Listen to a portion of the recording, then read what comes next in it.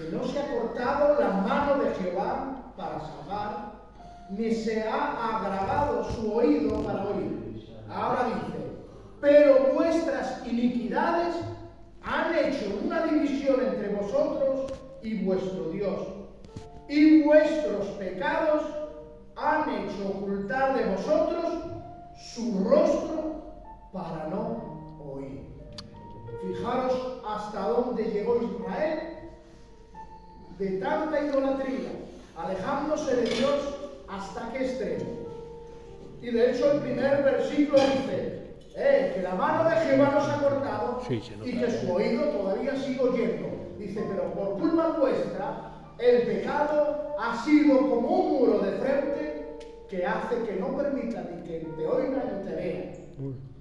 Mira, el pecado es el tema de los más centrales de la palabra. ¿Por qué? Porque afecta. ¿Saben por qué? Porque afecta nuestra relación con Dios y nosotros. Amén. El pecado es lo que afecta nuestra relación con nosotros, con Dios. Mirad, el pecado es un estado, lo tenía apuntado aquí, el pecado es un estado de nuestro ser que nos separa del Dios Santo. Eso es el pecado. Mirad, para ir entrando, sabemos y conocéis que la Biblia, el Antiguo Testamento y el Nuevo, fueron escritos en 3 idiomas, hebreo, griego y arameo. Y coiné. En el Antiguo Testamento, para definir al pecado, se definía con muchas palabras, ¿vale? Por ejemplo, está resha, que esa palabra significa una maldad, una confusión. También está abón, que significa perversión. Al pecado también se le llama pesha, que significa rebelión. También significa, hay otra palabra para decir maal, que significa abuso de confianza. También le llamaban al pecado agüel, que quiere decir injusticia. Ya veis, injusticia, al pecado lo llamaban confusión, maldad, iniquidad, transgresión, rebelión, mentir. Pero si lo apuntamos todo, por ejemplo, ya en el Nuevo Testamento, en griego, hay 2 palabras, que es amartía o amartema, que significa errar en blanco. Y es cuando alguien lanzaba una flecha a una diana y esa flecha se iba, erraba el blanco. Y el pecado es errar el blanco a la voluntad de Dios. Y hay otra palabra en griego para definir el pecado, es parabasis. Y parabasis significa un traspaso de una línea prohibida. Por lo tanto, el pecado es una transgresión, es una mentira, es una iniquidad, es una perversión, es errar en blanco, es traspasar una línea prohibida. ¿Saben por qué? Y tenemos que ir al original, al pecado original. No te hablo del pecado cuando Satanás, ¿verdad?, se rebeló, sino vamos al pecado del hombre, el primer pecado. Y aquí comienza todo donde luego nosotros hemos sido afectados. Todos conocemos la historia, ¿verdad?, de Adán y Eva, cuando se les pone ese árbol de la ciencia del bien y del mal, donde se les dice, está prohibido, terminante prohibido, coger de ese fruto. Y era una prueba de obediencia, ¿verdad? Y como Satanás engañó, comieron del fruto, y ahí empezó el pecado, la maldad del pecado. Se sufrió algo desde ahí, y es las muertes por el pecado. ¿Qué tipo de muerte apareció? Apareció ahí la muerte física, la que todos conocemos. Desde ahí empieza la muerte física. También aparece ahí, desde ese momento de que Adán y Eva comieron del fruto prohibido, desobedeciendo a Dios, ahí apareció la muerte espiritual. Y la muerte espiritual significa que se ha roto la comunión con Dios. Esa comunión que tenía Adán y Eva, que tenía una comunión con Dios como cara a cara, que no había nada que les impidiera acercarse ni hablar como el que habla con un padre. Pues desde ese momento, desde el pecado, hubo esa muerte espiritual. Se acabó toda la relación. Ahí se rompe. Todo ser humano nace con esa naturaleza pecaminosa. Pero luego la tercera muerte es la muerte eterna, la condenación en el infierno. Que Dios nos libre en el nombre de Jesús. Amén. Todo individuo hereda naturaleza pecaminosa. Todo individuo que nace con naturaleza pecaminosa. Dice Romanos 5:12.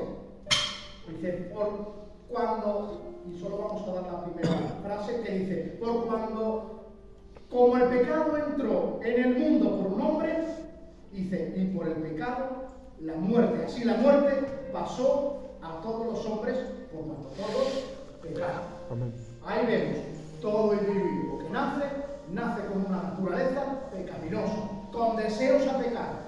Decía un famoso teólogo, Miguel Núñez, dice, es que siempre se ha dicho y se ha culpado a Adán y Eva de que por ellos tenemos que pecar. Y dice Miguel Núñez, dice, no es que por medio de ellos nos culpamos a Adán y Eva, no, es que nosotros tenemos una naturaleza que sí o sí deseamos pecar. Y no hay problema ni hay que echarle la culpa a Adán y Eva. Nacemos con una naturaleza aférrima a pecar y deseamos pecar. Y si llegamos nosotros a estar en aquel lugar, en el huerto, también hubiésemos pecado. ¿Vale?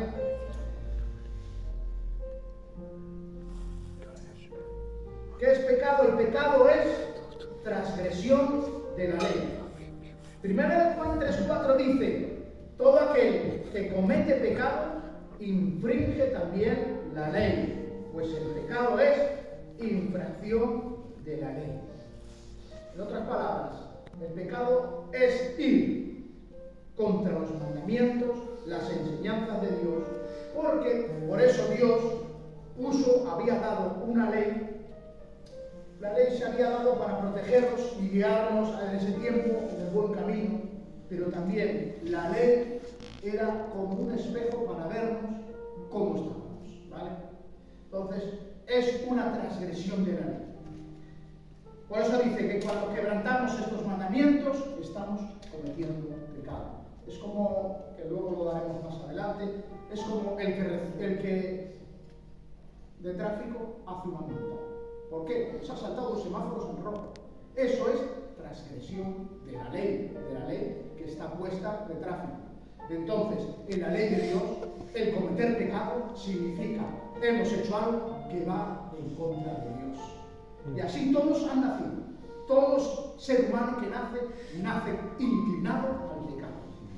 De hecho, lo segundo que podemos hablar es que todos somos pecadores. Amén.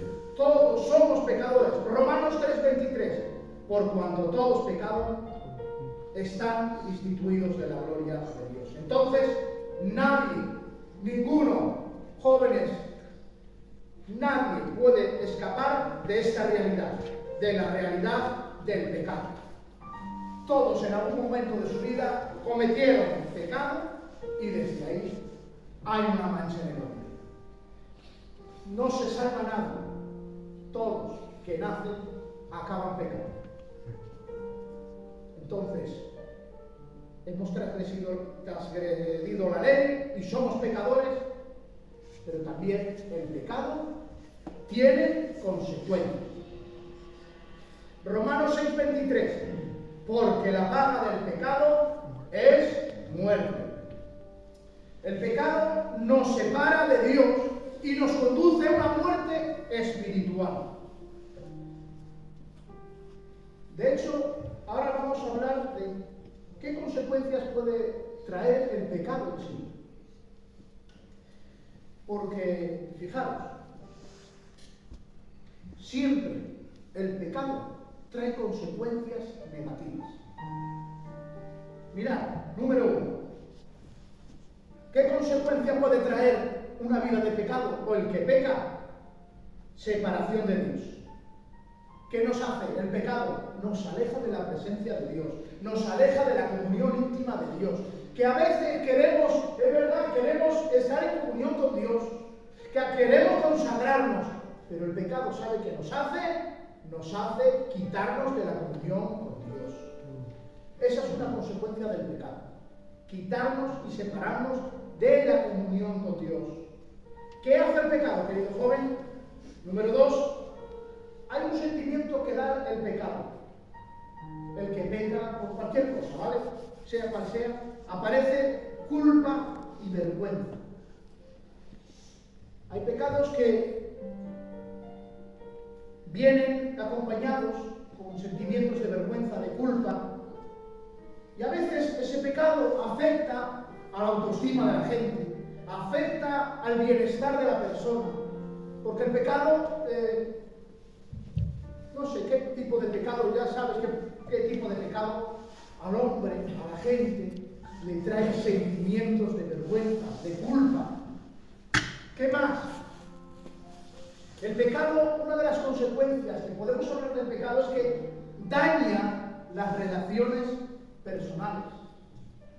Mirad, algo que puede ver, y lo que hemos visto, es que el pecado muchas veces ha apartado matrimonios. El pecado ha roto matrimonios. El pecado ha roto amistades que teníamos de toda la vida por culpa del pecado. Por culpa del pecado crea divisiones.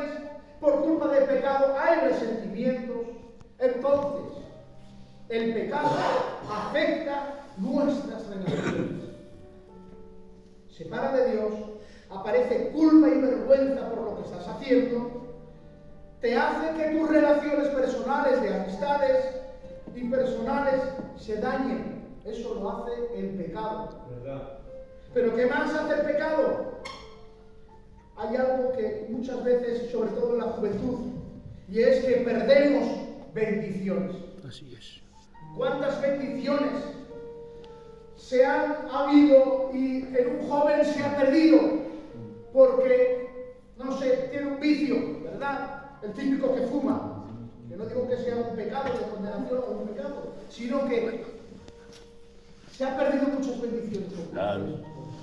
¿Cuántas bendiciones se han perdido porque ese hombre, pues, no sé, tiene un vicio? No digo cualquiera, puede decir el que está, por ejemplo, ludópata. ¿Cuántas bendiciones se han perdido? ¿Cuántas bendiciones se han perdido por alguien que por culpa del pecado no ha podido consagrarse para Dios? Pero, queridos hermanos, estamos a tiempo de mejorar. Estamos a tiempo de santificarnos.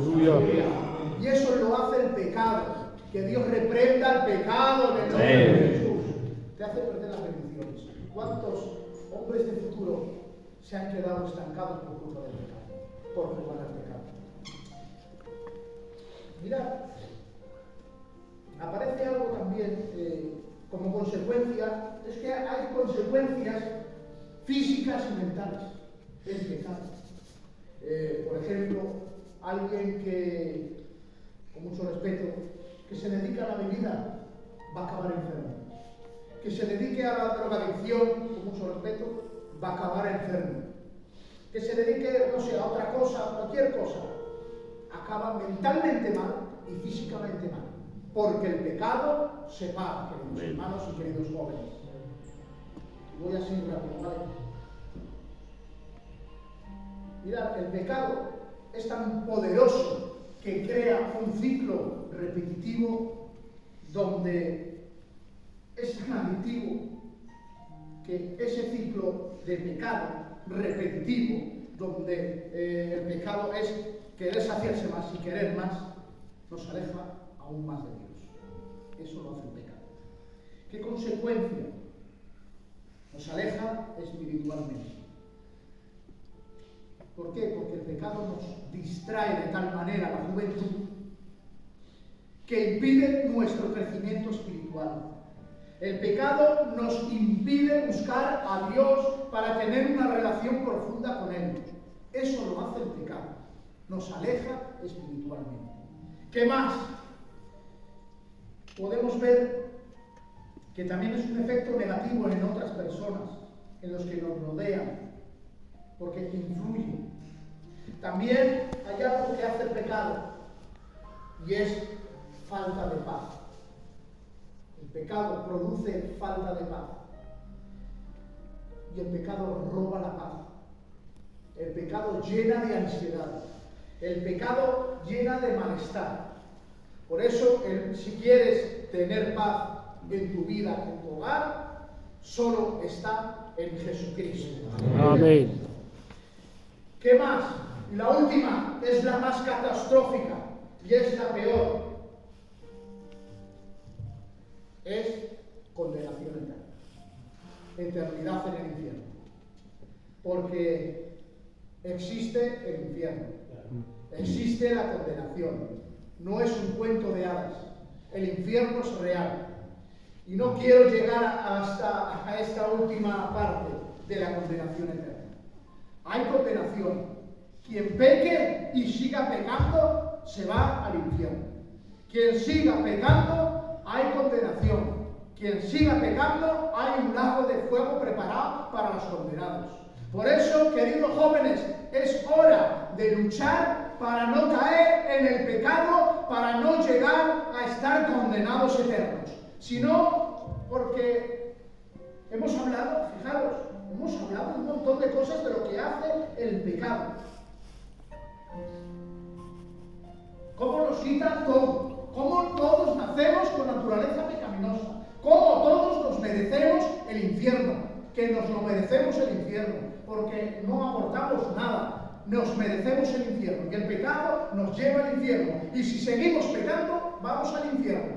Pero ante toda esta mala noticia, que es una noticia trágica, que nos vamos al infierno, se ha levantado una buena noticia para todos. Amén, aleluya. Se ha levantado la mejor noticia, se ha levantado la buena nueva, el Evangelio, que es Jesucristo, aleluya, Amén. que ha venido a la tierra, aleluya, para sacrificarse por tus pecados. Amén. Gloria al Señor. ¿Y qué efectos tiene la muerte de Cristo? Los voy a decir rápidamente. La muerte de Cristo, el efecto de la muerte de Cristo en la cruz del Calvario, es que fue una sustitución. Eso fue lo que hizo Cristo por nosotros. ¿Qué quiere decir? Sencillamente quiere decir que Cristo murió en lugar de los pecadores. Gracias. Murió en nuestro lugar. Gracias, Jesús. Mirad, para definir que Cristo murió en nuestro lugar, hay dos palabras en griego. Una es anti, y esa palabra significa algo en lugar de alguien. O sea, Cristo murió en la cruz en tu lugar. O sea, ¿qué quiere decir? Murió en tu lugar. ¿Por qué? Porque merecíamos nosotros la cruz. Merecíamos nosotros los azotes. Nosotros no merecíamos ser condenados a la cruz. Nosotros no merecíamos por nuestro pecado. Pero Él vino, aleluya, y se ofreció el sacrificio vicario. ¿Qué significa vicario? En nuestro lugar. Amén. Mirad, para definir, hay una palabra vicario que se utiliza en la Iglesia Católica, que al Papa Francisco le llaman el vicario de Cristo. El vicario de Cristo. No, en otras palabras, el Papa Francisco está representando a Cristo en la tierra. Para que veamos la energía que tiene esta iglesia. Entonces, Cristo murió en lugar nuestro. Luego hay otra palabra en griego para sustitución que significa y que se dice uper. Y ahora ya no es el lugar, ahora es a favor nuestra. En otras palabras, Cristo murió en nuestro favor. En nuestro favor, aleluya. En otras palabras, nosotros no merecíamos la cruz, nosotros por nuestro pecado merecíamos ser sacrificados, pero Jesús murió en nuestro favor, aleluya. Amén. Ganamos tanto con esa muerte, aleluya, que no lo podemos imaginar ni lo podemos pagar, aleluya. Por eso, gracias a Jesús que murió en tu lugar, aleluya, murió en tu favor, aleluya, para que hoy tengas Amén. ¿Qué es también el sacrificio de Cristo? ¿Qué aportó? Aportó redención. ¿Qué es redención? En otras palabras, ser liberado de la esclavitud. Nosotros, cuando no conocíamos al Señor, éramos esclavos al pecado. Pero gracias a esa sangre de Cristo, que ha sido, aleluya, el portador, aleluya, de la gracia, para que hoy nosotros seamos redimidos, seamos liberados de la esclavitud. Hoy, en otras palabras, somos libres del pecado en el nombre de Jesús. ¿Qué ha efectuado también el sacrificio? Ha efectuado reconciliación. Lo que había roto el pecado, lo que el pecado había puesto un muro que nos impedía tener una comunión con Dios, pues Jesús, al morir por ti en la cruz, aleluya, hoy tenemos reconciliación con el Padre, aleluya. En otras palabras, tenemos libre acceso al Padre para orar, para interceder, para acceder a las bendiciones del Padre, y ahora ya no lo va a impedir el pecado, porque somos libres y reconciliados con su sangre, aleluya. Eso lo ha aportado Jesucristo, aleluya. ¿Qué más ha sido esa muerte de Cristo, esa cruz? Nos ha aportado algo. Es que su muerte ha sido una justificación. Una justificación. Y para decir justificación, el término más perfecto sería como un juicio, ¿verdad? Y en un juicio se ha redactado, imagínate que estás en ese juicio y que te redactan: has hecho esto y estás condenado. Aleluya. La ley nos condenaba, la ley era como un documento que nos condena y nos condenaba, nos llevaba al infierno. Y el juez ha hecho algo, ha declarado sentencia, ha dicho: eres condenado, te lo mereces, porque has hecho esto, has infringido la ley. Pero ahora ese juez resulta que a ti te conoce, porque te conoce de toda la vida. Y tiene, normalmente cuando se va a juzgar, se ponen, tanto el juez, los abogados, se ponen una vestimenta llamada la toga. Bueno, cuando te ha mirado, se ha quitado la toga.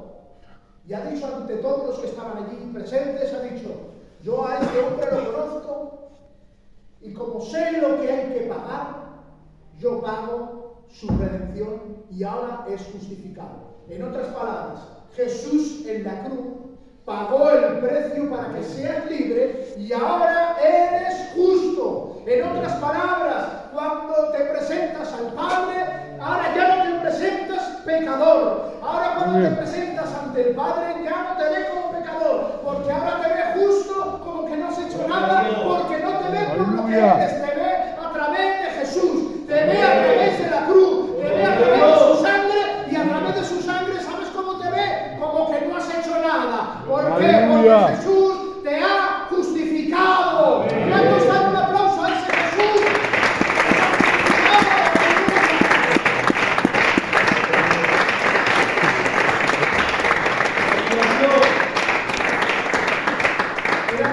Éramos merecedores de la justicia de Dios para llevarnos al infierno, para condenarnos. Pero menos mal, Jesús se puso en nuestro lugar, en nuestro favor, y pagó el precio, y ahora somos justificados. Aleluya.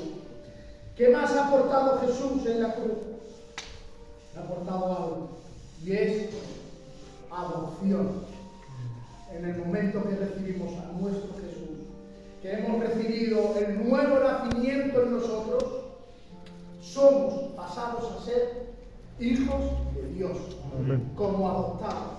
Mirad, cuando se adopta un niño, cuando lo adopta una familia, un niño, automáticamente ese niño va a tener herencia, automáticamente va a recibir las bendiciones que tiene la casa del Padre. Automáticamente ese niño pasa a ser como uno de la familia, pasa a ser, aleluya, y y se considera a ese niño como un hijo verdadero. Pues en la cruz Jesús, al morir y al recibir nosotros a Jesús, al nacer de nuevo, hemos pasado a ser hijos adoptados del Padre. En otras palabras, ahora nosotros tenemos una herencia en el cielo. Amén. Ahora nosotros tenemos derecho a las bendiciones. Ahora nosotros tenemos derecho, no porque lo hemos ganado, ni porque sabemos, ni porque lo merecemos, ni hacemos buenas obras, sino porque su sangre, su redención, ahora somos hijos de Dios. ¡Aleluya! Que somos hijos del Dios creador, que somos sus hijos. ¡Aleluya! No hay mejor noticia para nosotros, que somos hijos de Dios. ¡Aleluya! Pues eso es lo que nos ha aportado Jesús. Iglesia y queridos jóvenes, no merecíamos otra cosa que el infierno. No merecíamos algo más en la vida que ir al infierno, porque el pecado nos apartaba de Dios. Pero menos mal que vino Jesucristo, que vino a la tierra, se dio en nuestro lugar, en nuestro favor, y nos hizo ser redimidos, ser libres del pecado. Y no solo eso, nos ha justificado. Ahora ya el Padre te mira como que no has hecho nada. Te mira, aleluya, con un renglón en blanco como que ya no hay nada. Te mira, aleluya, a través de su Hijo, porque su Hijo te ha justificado. Amén. Y ese acto ha hecho de que ahora somos nosotros hijos de Dios, aleluya. Pero me dirijo a jóvenes que quizá están coqueteando con el pecado, porque ahora el pecado te lo sirven así, en bandeja. En un clip de móvil haces así y ya tienes a tu disposición lo que quieras. Por eso, querido joven, si sigues pecando te vas al infierno. Este es el mensaje que tengo para todos los jóvenes. Si sigues pecando, vas al infierno. Pero, aleluya, menos mal que se ha dado Jesús por nosotros. Y si aceptamos su sangre,